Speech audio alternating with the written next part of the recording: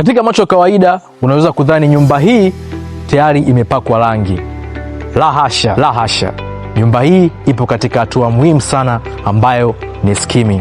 Na katika hatua hii mteja wetu mwenyewe atachagua aina ya rangi ambayo atahitaji kupaka kwenye nyumba yake hii. Huu ndio muonekano wa nje wa nyumba yetu baada ya kufanya skimming.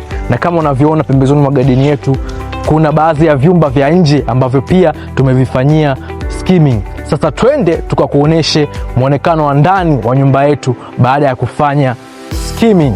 Na hii ndo living room ya mteja wetu. Kama unavyoona upande wangu wa kulia kuna vyumba vyetu viwili ambavyo vyote tumeweza kuvifanyia skimming, na upande wangu wa kushoto kuna vyumba vyetu pia viwili ambavyo tumevifanyia skimming. Kama unafika kwenye hivyo vyumba viwili kuna underground floor ambayo pia chini yake tumeweza kuifanyia skimming. Usiende mbali kote huko, twende hatua ya ceiling. Na kama unavyoiona ceiling yetu jinsi inavyovutia, pia nayo tumeifanyia skimming. Mahitaji ya ujenzi wa nyumba bora, imara na za kisasa, wasiliana nasi sasa katika namba zilizopita hapo chini. Sisi ni Biotech Builders.